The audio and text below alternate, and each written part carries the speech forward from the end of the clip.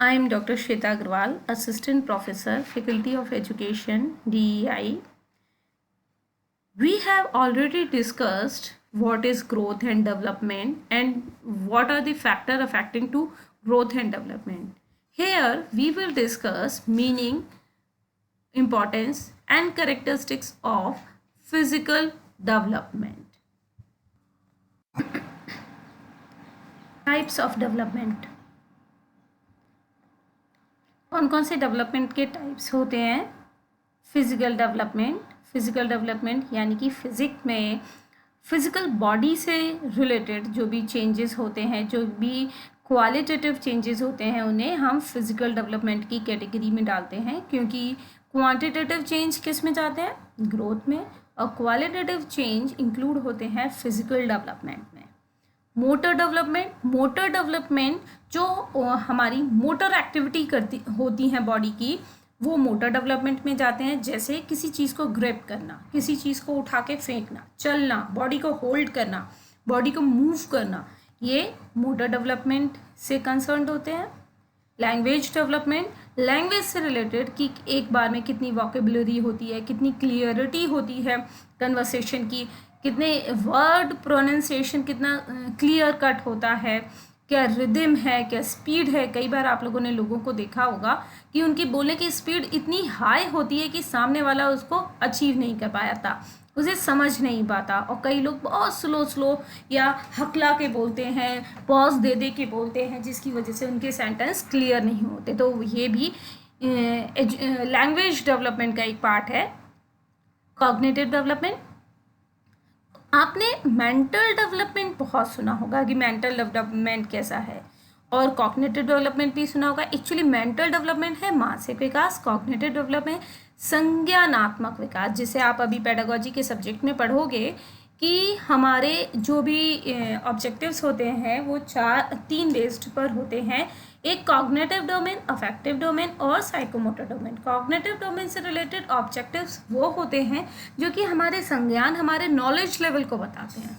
Affective domain वो बताते हैं कि उस पर्टिकुलर कंटेंट से हमारा ये फीलिंग कैसी है, एक अटैचमेंट कैसा है, इस चीज़ की बात करते हैं कि उस पर्टिकुलर कंटेंट्स के संबंध में मैं कैसा फील करती हूँ, कैसा रिलेशन हो गया है। जैसे प्लांटेशन पे यदि मैं कोई कंटेंट प्रोवाइड करती हूँ तो मैं किस मैनर में प्रोवाइड करूँ एज अ टीचर कि मेरे स्टूडेंट उस प्लांटेशन से ऐसा फील करें कि वो भी समझे कि हाँ मुझे प्लांटेशन करना चाहिए, और वो करें। और करेंगे कब? वो साइकोमोटर डोमेन हो गया, कि यानी कि ये मोटर रिलेशन से ले सकते हैं, मोटर डेवलपमेंट से रिलेशन है इसका, कि वो उस मोटर एक्टिविटी को कैसे कंडक्ट कर पा रहे हैं। ठीक है, तो ये 3 एस्पेक्ट में आपके आगे जाके जब आप लेसन प्लानिंग करोगे तो ऑब्जेक्टिव्स फ्रेम करोगे। यहाँ पर हम बात करें cognitive development. Actually cognitive development जो है वो मेंटल डेवलपमेंट का एक पार्ट है। मेंटल डेवलपमेंट रिलेटेड होता है हमारे ब्रेन से, और ब्रेन के मेंटल डेवलपमेंट में 3 डेवलपमेंट इंक्लूड होते हैं। कौन कौन से 3 डेवलपमेंट इंक्लूड होते हैं? फिजिकल डेवलपमेंट ऑफ ब्रेन, यानी कि ब्रेन की एक तरीके से हम ग्रोथ कह सकते हैं, फंक्शनिंग कह सकते हैं। मेनली हम ग्रोथ से ले रहे हैं कि उसका स्ट्रक्चर, उसकी स्ट्रेंथ, उसका साइज, ये कितना डेवलप हुआ है, उसका प्रोपोर्शन की पता चला। फ्रंटल लोब तो बड़ा हो गया, ऑक्सीपिटल लोब छोटा हो गया। तो भाई विजिबल चीज़ों को विजन में उसको दिक्कत होने वाली है, बच्चे को नहीं समझ में आएगा, क्योंकि ऑक्सीपिटल लोब विजन को कंट्रोल करता है, विजन को एक्सप्लेन करता है। तो इस तरीके से फिजिकल डेवलपमेंट हो गया ये तो ब्रेन का। अब ब्रेन की दूसरा डेवलपमेंट क्या होता है? फिजियोलॉजिकल डेवलपमेंट, कि ब्रेन में ब्लड सप्लाई कैसे हो रही है, उनको न्यूट्रिएंट कैसे मिल रहे हैं, उसे ऑक्सीजन मिल पा रही है या नहीं, या कोई ब्लॉकेज हो गई है।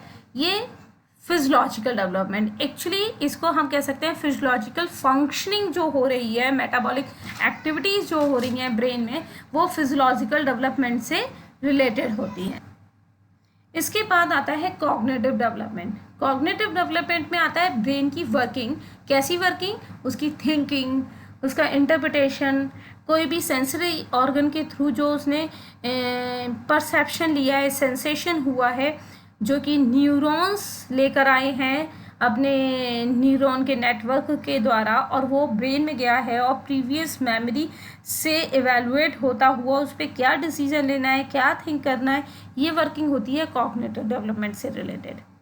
तो इस तरीके से ब्रेन के 3 तरीके के डेवलपमेंट हो गए, फिजिकल डेवलपमेंट, फिजियोलॉजिकल डेवलपमेंट और कॉग्निटिव डेवलपमेंट।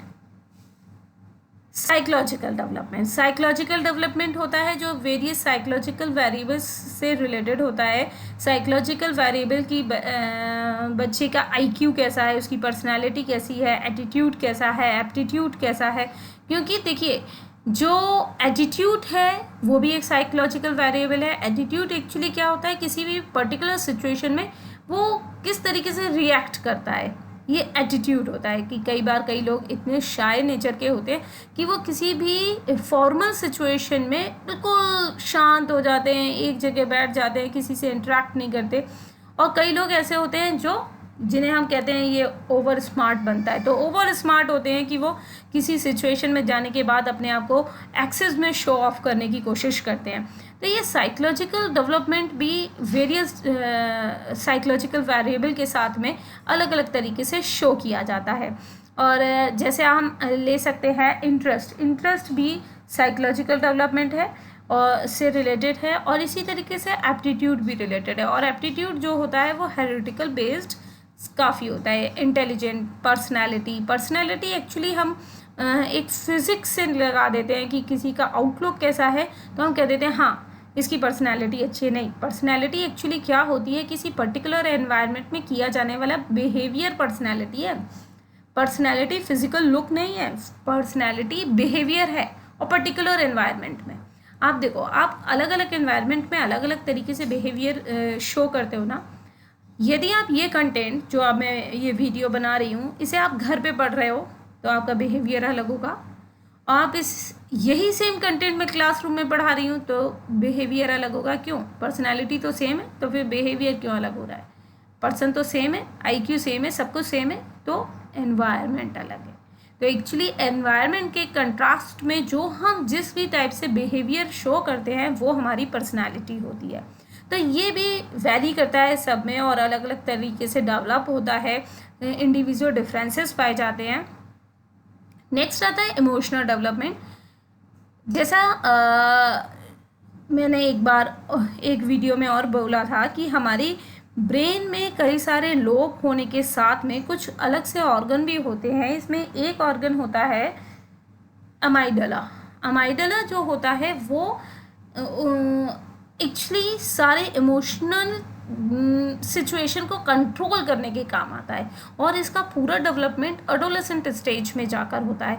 तो जब यदि कोई बच्चा चाइल्डहुड स्टेज में है और मैं उसे एक्सपेक्ट कर रही हूँ कि वो बिल्कुल एडोलेसेंट की तरह या अडल्ट की तरह इमोशनल कंट्रोल शो करे, लेकिन ऐसा नहीं होता।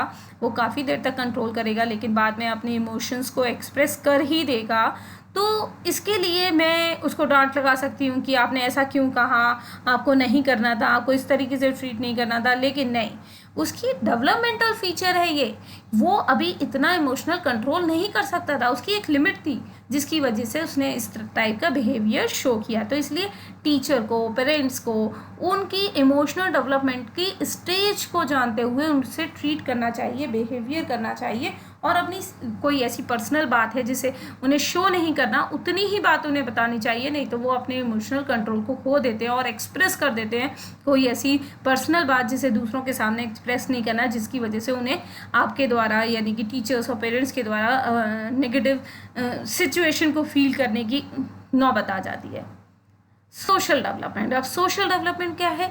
सोसाइटी में जब हम रहते हैं तो कई लोग ऐसे होते हैं जो सोशली एडजस्ट नहीं हो पाते, सोशल रिलेशनशिप उनके ख़राब होते हैं। और कुछ लोग होते हैं बहुत इजीली एडजस्ट हो जाते हैं, किसी भी सिचुएशन में एडजस्ट हो जाते हैं। तो क्या है, यानी कि उनके सोशल डेवलपमेंट में अंतर है, उनकी सोशल रिलेशनशिप डेवलप करने की हैबिट में, डेवलप करने की कैपेसिटी में, कैपेबिलिटी में डिफरेंसेस हैं, उनकी कम्युनिकेशन पावर में डिफरेंसेस हैं। एक्चुअली सोशल डेवलपमेंट तभी होता है ना जब कम्युनिकेशन पावर अच्छी होती है। अब यहाँ पर हम किस चीज़ पे आ रहे हैं? Physical. What is physical development? Physical development is the development of outer physique and external feature of a particular person, यानी कि किसी भी पर्टिकुलर पर्सन की आउटर फिजिक और एक्सटर्नल फीचर में जो भी डेवलपमेंट होता है उसे हम फिजिकल डेवलपमेंट से रिलेटेड लेते हैं। इसमें क्या क्या इंक्लूड है? Height, weight, bones development, bone की कितनी स्ट्रेंथ आई है, कितना पावर आई है, और उनकी टफनेस में अंतर। आप ये देखिए, छोटे बच्चों की हड्डी कई बार फ्रैक्चर हो जाता है, टूट जाती है, और वो इजीली जुड़ जाती है, बहुत स्पीड में जुड़ती है, और वो एक्यूरेट भी जुड़ने के चांसेस ज़्यादा होते हैं। और यही बोन यदि अडल्ट में या ओल्ड एज में टूटे तो जितनी ज़्यादा एज होती जाती है तो उतनी ही बोन के जुड़ने के चांसेस और सही एक्यूरेट जुड़ने के चांसेस कम होते जाते हैं। आप लोगों को इसी चीज़ के लिए एक चीज़ बताती हूँ। यदि आपके हाथ में कुछ कट लग जाता है, आप उसको तुरंत फर्स्ट एड जो है तुरंत प्रेस करो, स्किन को पास में लेकर आओ और टेपिंग कर दो या दबा के रख लो। थोड़ी देर बाद वो स्किन जुड़ जाएगी। क्यों? क्योंकि वो जो टिश्यूज़ और सेल होते हैं वो एकदम से डैमेज नहीं होते, वो अभी उनमें लाइफ होती है। और जब हम उन्हें एक दूसरे से के पास ले आते हैं और एक दूसरे से चिपका देते हैं प्रेशर के साथ में, तो उनमें ब्लड फ्लो होने लगता है और वो एक दूसरे से जुड़ जाते हैं। लेकिन यदि वो ऐसे ही उनको पास नहीं लेकर आए, एक दूसरे से चिपकाए नहीं, तो वो ऑक्सीजन जाती है और वहाँ कुछ रिएक्शन होती हैं, ब्लड क्लॉट बनता है, और जिसकी वजह से वो डैमेज हो जाते हैं और फिर उनके जुड़ने के चांसेस कम हो जाते हैं। तब हमें कोई ऑइंटमेंट और इन सब की ज़्यादा ज़रूरत पड़ती है। तो इसी तरीके से हमारी बोन होती है, तो बोन डेवलपमेंट भी एक फिजिकल डेवलपमेंट का सिंबल है। हाइट बढ़ती है तो बोन हड्डी भी तो बढ़ रही है। मस्कुलर डेवलपमेंट, जब बोन का डेवलपमेंट होता है उसके साथ मसल्स का भी डेवलपमेंट होता है। ये देखिए, आप अपना हैंड मूव कर रहे हो तो हैंड मूव करने के साथ यदि रिस्ट मूव कर रहे हो तो रिस्ट के पास यहाँ पर बहुत सारी बोन्स होती हैं, तो वो मूव कर रही है। तो क्या आप ये सोचते हो कि केवल बोन मूव कर रही है? नहीं, उनको मूव करने के लिए सपोर्ट क्या दे रहा है? हमारी मसल्स। यहाँ लिगामेंट्स होते हैं जो कि मूव करने में हेल्प करते हैं। तभी तो देखो, आपका हाथ अंदर की तरफ तो मूव करेगा, और यही रिस्ट बाहर की तरफ क्यों नहीं एकदम से मूव कर जाती, बिल्कुल नीचे तक क्यों नहीं चले जाती? नहीं जाती। एक लिमिट है, क्योंकि ये लिगामेंट एक लिमिट तक ही स्ट्रेच हो सकते हैं। Change in body ratio, body ratio में होने वाला चेंज भी फिजिकल डेवलपमेंट है, जैसा मैं पहले बता चुकी हूँ। Improvement in physical strength, physical strength में होने वाला इम्प्रूवमेंट वो भी क्या है? फिजिकल डेवलपमेंट है। देखो, बॉडी, ये जो लिखा है चेंज इन बॉडी रेशियो, ये तो ग्रोथ में भी हो रहा था कि बॉडी प्रोपोर्शन, बॉडी रेशियो और हाइट, वेट, इन सब में चेंजेस हो रहे थे। लेकिन यहाँ पर साथ में क्या लिया जा रहा है? इम्प्रूवमेंट इन, तो बॉडी, ये जो अभी तक बात हो रही थी ग्रोथ में, height, weight, body ratio, body proportion, bone development, muscle development, ये सब क्या है? लेकिन इन बॉडी में जो स्ट्रेंथ आती है, पावर आती है, वो क्या है? वो फिजिकल डेवलपमेंट का पार्ट है। क्योंकि बाकी सब क्या था?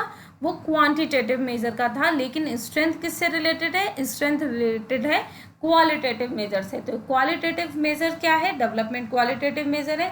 तो फिजिकल डेवलपमेंट से रिलेटेड जो भी एक्टिविटीज़ क्वांटिटेटिव होती हैं वो ग्रोथ होती हैं, और जो भी एक्टिविटीज़ क्वालिटेटिव होती हैं वो फिजिकल डेवलपमेंट के अंतर आती हैं।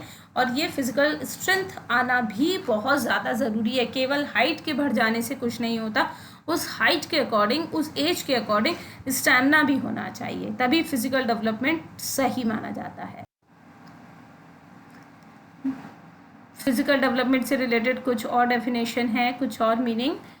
Physical development is a physical growth from birth to adulthood and the development of both gross and fine motor control of the body. यानी कि ये ग्रोथ को भी फिजिकल डेवलपमेंट में इंक्लूड कर रहे हैं, क्योंकि बिना क्वांटिटी के क्वालिटी नहीं आ सकती। तो क्वांटिटी होने के साथ क्वालिटी आना ज़रूरी है। यदि कोई बच्चा है जो 17 साल का हो चुका है और उसकी हाइट यदि 4 फीट है, तो उसकी ग्रोथ नहीं हो रही। अब जब ग्रोथ नहीं हो रही तो डेवलपमेंट कैसे होगा? वो अपनी एज के अकॉर्डिंग जो एक्टिविटीज़, जो फिजिकल एक्टिविटीज़ उसको करनी थी वो कंडक्ट नहीं कर पाएगा, तो उसमें वो स्ट्रेंथ, वो पावर भी नहीं आ पाएगी। तो इसीलिए फिजिकल ग्रोथ होनी चाहिए और साथ में ही मोटर डेवलपमेंट को भी फिजिकल डेवलपमेंट में इंक्लूड किया जा रहा है कि ग्रॉस मोटर एक्टिविटीज़ और फाइन मोटर एक्टिविटीज़ को भी एक फिजिकल डेवलपमेंट का मेन कंपोनेंट मानते हैं। Physical development means the progress of a child control over his body, यानी कि फिजिकल डेवलपमेंट क्या है, किसी भी बच्चे का अपनी पूरी बॉडी पे कंट्रोल होना। आपने देखा है छोटे बच्चे होते हैं उनका अपनी बॉडी पे इतना कंट्रोल नहीं होता, वो चलते चलते गिर जाते हैं। बैठे हुए जब बैठना सीखते हैं तो उसके कुछ टाइम बाद भी बैठते हैं और बैठे बैठे गिर जाते हैं, और जब सीख रहे होते हैं तब तो बहुत ज़्यादा गिरते हैं। ऐसे ही जब चलना सीख रहे होते हैं बहुत गिरते हैं। इवन चलना आ भी जाता है उसके 2-3 साल बाद भी यदि वो भाग रहे हैं तो ऐसा लगता है कि अभी गिरे। तो ये क्या प्रोसेस है, उनका बॉडी पे कंट्रोल बहुत ज़्यादा इफेक्टिव नहीं होता और यही चीज़ धीरे धीरे इम्प्रूव होने लगती है।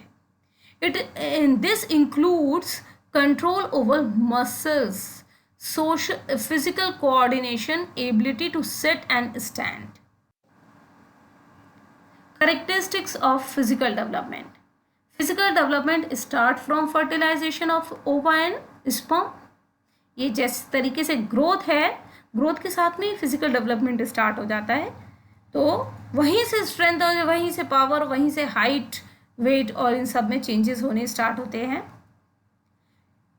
इट इज़ कॉन्क्रीट, इसे देखा जा सकता है, एब्स्ट्रैक्ट नहीं होती, कॉन्क्रीट होती है फिजिकल डेवलपमेंट जैसे ग्रोथ होती है।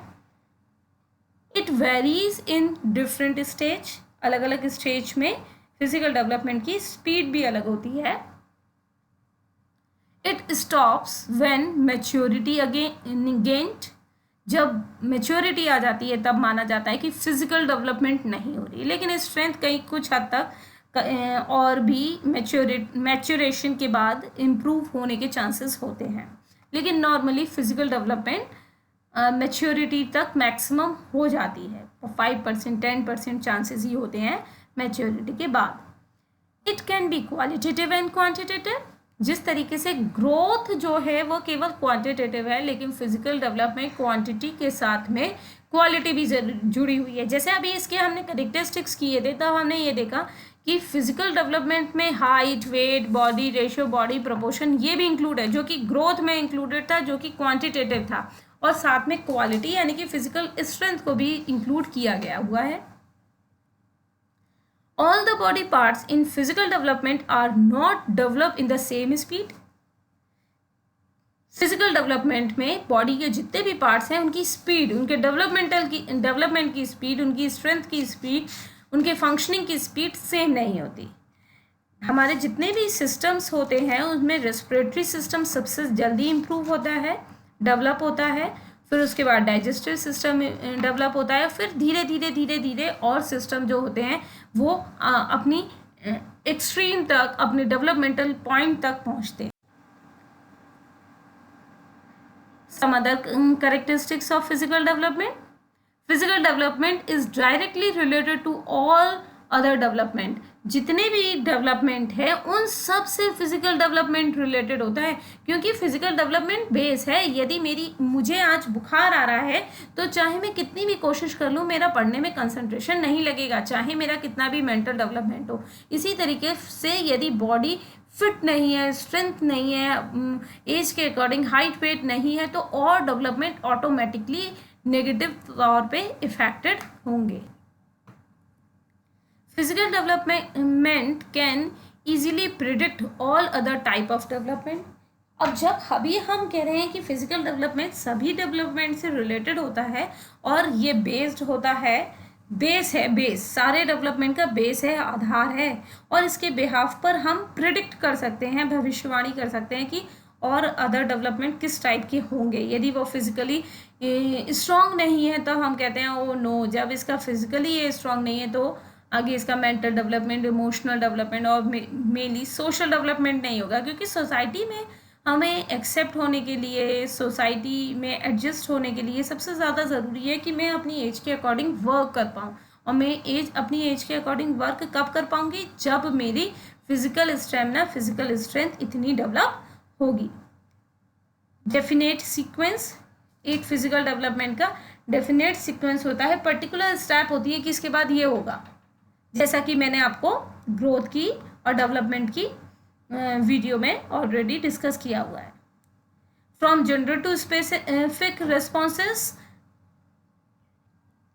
एक जनरल टू स्पेसिफिक रेस्पॉन्स का पैटर्न होता है कि देखिए, जनरल टू स्पेसिफिक रेस्पॉन्स का मीनिंग है कि यदि हम मोटर डेवलपमेंट को लेते हैं, वो भी फिजिकल डेवलपमेंट से एक्चुअली रिलेटेड होता है। तो कोई बच्चा पहले चलना सीख रहा है, केवल सिंपल चलना, फिर तेज़ी से चलना सीख रहा है, और फिर बहुत ज़्यादा स्पीड में चलना सीख रहा है। तो कुछ हद तक इसमें मोटर डेवलपमेंट भी है और कुछ हद तक फिजिकल डेवलपमेंट भी है, क्योंकि बॉडी को कंट्रोल करना, बैलेंस बना के रखना, ये सारी एक्टिविटीज़ यहाँ पे कंडक्ट हो रही हैं। तो ये भी फिजिकल डेवलपमेंट का एक इम्पॉर्टेंट फीचर है कि ये जनरल टू स्पेसिफिक जाता है। From large to small muscle, जो अभी मैं ग्रॉस डेवलपमेंट की बात कर रही थी, तो एक्चुअली क्या होता है फिजिकल डेवलपमेंट में, बच्चा पहले बड़ी चीज़ों को पकड़ना सीखता है। बड़ी का मतलब बहुत एक्सट्रीम बड़ी नहीं, बड़ी का मतलब ऐसी जो उसके हाथ में आ सके। फिर वो छोटी चीज़ों को यदि उसी टाइम पीरियड पे पकड़ता है तो वो उसके हाथ से गिर जाती हैं। फिर धीरे धीरे जैसे उसकी मस्कुलर कंट्रोल बढ़ता है, तब वो फाइन मोटर एक्टिविटी करता है और पेंसिल जैसी फाइन चीज़ों को पकड़ पाता है। अदरवाइज वो मोटी मोटी चीज़ों को पकड़ता है। आपने कभी किसी बच्चे को देखना, उसके सामने छोटे छोटे मोती रख दो, छोटे छोटे, तो वो उनको पकड़ने की कोशिश करता है, बार बार वो उनके हाथ से निकल जाते हैं। तो यानी कि ये किस चीज़ का सिंबल है कि वो लार्ज मस्कुलर एक्टिविटीज़ कर पा रहा है, ग्रॉस मोटर डेवलपमेंट हुआ है उसका, और वो फाइन चीज़ों को पिक नहीं कर पा रहा। इंडिविजुअल डिफरेंसेस फिजिकल डेवलपमेंट में, और बल्कि सारे डेवलपमेंट में इंडिविजुअल डिफरेंसेस देखा जाता है। सेल्फ डिफरेंसेस अपने आप में भी डिफरेंसेस होते हैं। इंडिविजुअल डिफरेंस ए और बी में डिफरेंसेस हैं, ये इंडिविजुअल डिफरेंसेस हो गए। सेल्फ डिफरेंसेस होते हैं कि मैं एक सब्जेक्ट में तो बहुत अच्छी हूँ और दूसरे सब्जेक्ट में अच्छी नहीं हूँ, तो ये सेल्फ डिफरेंस है। ऐसा नहीं है कि हर सब्जेक्ट में एक जना परफेक्ट है, यदि जीनियस है तो वो हर चीज़ में जीनियस होगा, वो हर चीज़ में जीनियस नहीं होगा, उसमें सेल्फ डिफरेंसेस देखने को मिलेंगे। स्पीड ऑफ फिजिकल डेवलपमेंट, जैसा अभी मैंने बताया कि डिफरेंट डेवलपमेंटल स्टेज पे फिजिकल डेवलपमेंट की भी स्पीड में डिफरेंस पाए जाते हैं। तो ये क्या होते हैं, बर्थ टू 2 ईयर्स यानी कि इन्फेंसी के पीरियड में फिजिकल डेवलपमेंट की स्पीड सबसे ज़्यादा हाई होती है। फिर इसके बाद आता है 3 ईयर टू 11 ईयर, यानी कि early childhood, middle childhood, late childhood, all childhood period, यहाँ पर फिजिकल डेवलपमेंट की स्पीड स्लो होती है। फिर इसके बाद 11 टू 15 ईयर्स ये आई लेट चाइल्डहुड का 1 ईयर आता है, इसमें पुबर्टी एज आती है। अर्ली अडोलेसेंट आता है, यहाँ पर फिर से फिजिकल डेवलपमेंट की स्पीड हाई हो जाती है। फिजिकल चेंजेस बहुत होते हैं गर्ल्स और बॉयज़ में, एक अडल्ट की तरह के सिम्टम शो होने लगते हैं। फिर लास्ट है 16 टू 18, जब 18 के बाद एक्चुअली मैच्योरेशन हो जाता है, तो 16 टू 18 की ईयर्स में फिजिकल डेवलपमेंट की स्पीड फिर से स्लो हो जाती है। Principle of physical development, principle of continuous development, physical development continuous होता है। Principle of development follow certain pattern, जिस तरीके से हमने डेवलपमेंट के प्रिंसिपल्स किए थे, तो वहाँ पे भी एक सर्टेन पैटर्न होता है फिजिकल डेवलपमेंट का, सिफेलोकोडल और proximodistal. Principle of general pattern of development का एक जनरल पैटर्न होता है। ह्यूमन बीइंग की कितनी भी फैमिलीज हो, सबके बच्चे एक ही पैटर्न पर डेवलप करते हैं। वेरी करेगा कुछ डेज का, मंथ का, और स्ट्रेंथ का, स्पीड का, लेकिन बहुत ज़्यादा ड्रास्टिक चेंजेस नहीं होते, जनरल पैटर्न होता है। Principle of inter relation, her organ के डेवलपमेंट में, हर ऑर्गन के फिजिकल डेवलपमेंट में एक इंटर रिलेशनशिप पाई जाती है। प्रिंसिपल ऑफ डेवलपमेंटल डायरेक्शन, एक पर्टिकुलर डायरेक्शन में होता है डेवलपमेंट, ऐसा नहीं होता कि कभी आगे गया और फिर वापस आया, फिर आगे गया फिर वापस आया, ऐसा जनरली नहीं होता। एक ही डायरेक्शन में आगे बढ़ता जाता है। जनरल टू स्पेसिफिक होता है।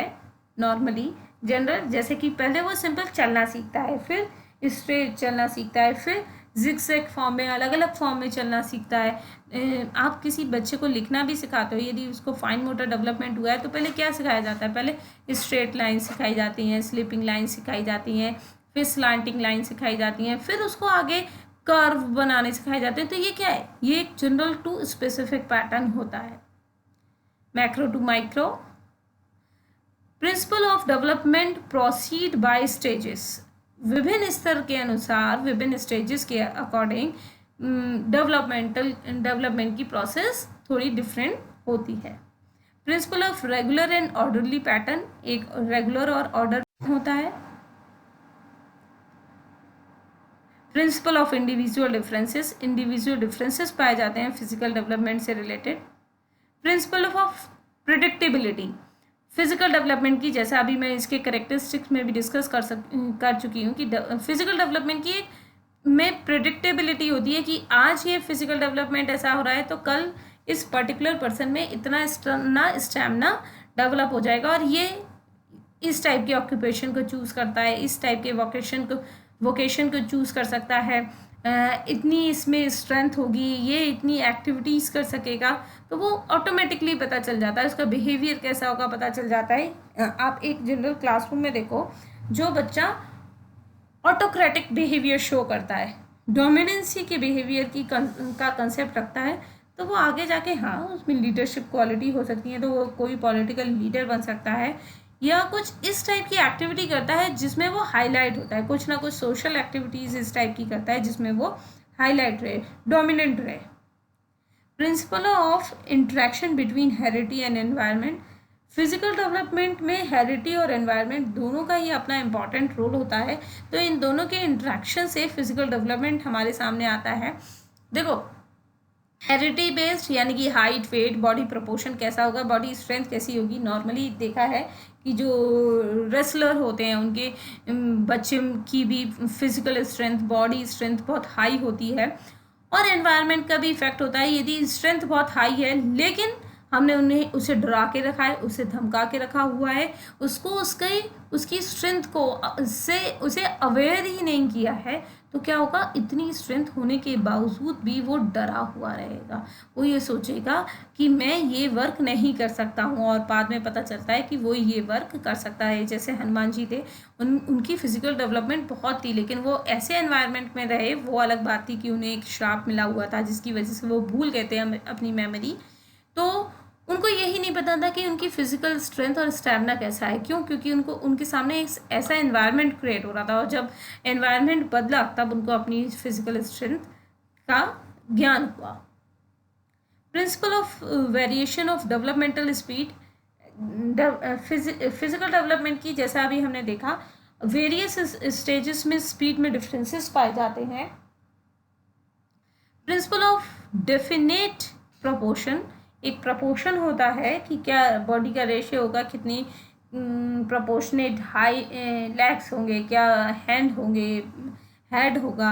ये एक प्रोपोर्शनेट फॉर्म में फिजिकल डेवलपमेंट होता है, थोड़ा ऊपर नीचे वैरी करता है इंडिविजुअल डिफरेंसेस होने के वजह से, लेकिन जनरल पैटर्न्स है।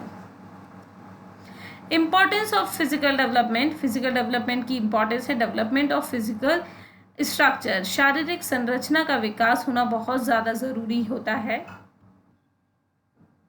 डेवलपमेंट ऑफ हेल्दी बॉडी, एक हेल्दी बॉडी का डेवलपमेंट होना बहुत ज़रूरी है, क्योंकि हेल्दी बॉडी होगी, स्वस्थ शरीर में ही स्वस्थ मस्तिष्क का निवास होता है। ये एक स्टेटमेंट आपने सुना होगा। तो यदि आपकी बॉडी हेल्दी नहीं होगी तो आपका माइंड भी कभी कंसंट्रेट नहीं कर पाएगा, हेल्दी थॉट्स उसमें नहीं आएंगे। तो हेल्दी बॉडी होना बहुत ज़रूरी है। डेवलपमेंट ऑफ मसल्स, मसल्स का प्रॉपर डेवलप होना बहुत ज़्यादा ज़रूरी है, और इनका बोन के साथ कोऑर्डिनेशन होना भी ज़रूरी है, नहीं तो वो एक्टिविटी कंडक्ट नहीं कर पाएगा। यदि मसल्स का बॉडी के बोन के साथ कनेक्टिविटी नहीं होगी, लिगामेंट्स बहुत कमज़ोर होंगे, तो वो मूव नहीं कर पाएगा, भाग नहीं पाएगा, फिजिकल एक्टिविटीज़ को कंडक्ट नहीं कर पाएगा प्रॉपर वे में। Development of nervous system, nervous system का फिजिकल डेवलपमेंट के ये अंदर है ये सारी चीज़ें। नर्वस सिस्टम भी फिजिकल डेवलपमेंट का पार्ट है। तो नर्वस सिस्टम का इम्प्रूव होना बहुत ज़रूरी है, क्योंकि नर्वस सिस्टम ही अलग अलग सेंसेस को ब्रेन तक पहुंचाते हैं। वहाँ डिसीजन होने के बाद उसका रेस्पॉन्स जो होता है, जो उसको कंडक्ट करना होता है, वो बॉडी के पर्टिकुलर ऑर्गन तक वापस आता है। डेवलपमेंट ऑफ एंडोक्राइन सिस्टम, ये भी फिजिकल डेवलपमेंट का पार्ट है। और जैसे मैं बता चुकी हूँ, एंडोक्राइन ग्लैंड जितने हमारे अंदर 11 होती हैं, वो फिजिकल डेवलपमेंट को कंट्रोल करती हैं। और यदि एक भी एंडोक्राइन ग्लैंड से सिक्रीट होने वाले हार्मोन का इम्बैलेंस हुआ, हार्मोनल इम्बैलेंस हुआ, तो ऑटोमेटिकली दूसरी एंडोक्राइन ग्लैंड से सिक्रीट होने वाले हार्मोन पर नेगेटिव इम्पैक्ट पड़ता है, जिसका इफेक्ट फिजिकल डेवलपमेंट पे पड़ता है। Characteristics of physical development.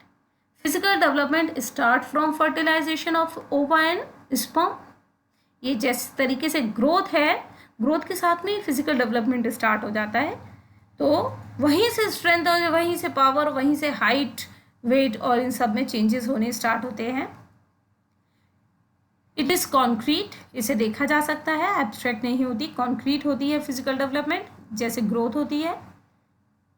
It varies in different stage, अलग अलग स्टेज में फिजिकल डेवलपमेंट